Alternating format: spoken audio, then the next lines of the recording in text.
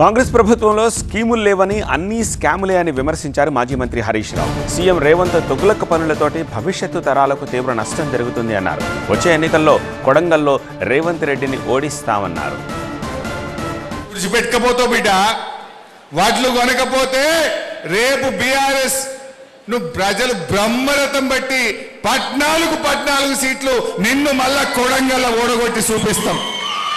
కొడంగల్తో సహా 14 సీట్లు గెలుస్తాం రేపు.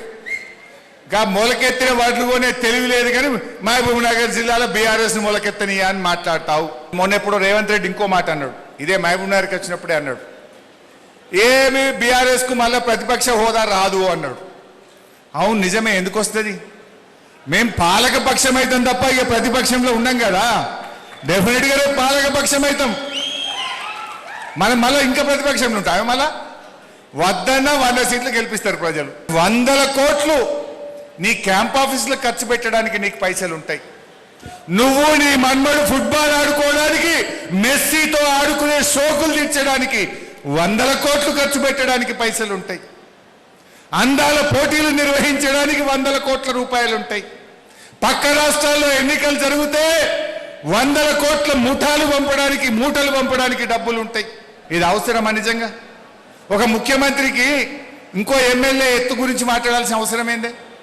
నువ్వు పొడుగుంటే ఏంది, పొట్టిగుంటే ఏంది, ఎత్తుంటే నీకెందుకు? నీ పనిలో పొడుగు ఉండాలి, నీ మనసులో నీ గుణంలో నువ్వు పొడుగు ఉండాలి తప్ప మనిషి ఎవరి ఎత్తు పొడుగులతో ప్రజలకు కాదు కదా కావాల్సింది. కేసీఆర్ది స్కీమ్ల ప్రభుత్వం, ప్రజల ప్రభుత్వం, సంక్షేమ ప్రభుత్వం. ఇదేముంది, అంతా స్కామ్లే కదా. Singareni scam, power scam, HAM రోడ్లలో స్కాము, గురుకుల స్కూలు టెండర్లలో స్కాము, కోడిగుడ్లలో స్కాము, పప్పుల స్కాము, ఉప్పుల స్కాము, అడుగడుగున స్కామ్లే.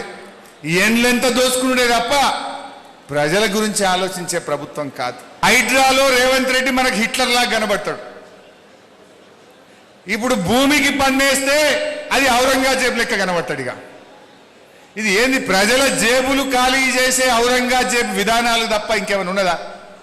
ఎందుకంటే జుట్టు మీద పన్నేస్తేనే అప్పుడు ఇప్పటికీ చెప్పుకుంటున్నాం.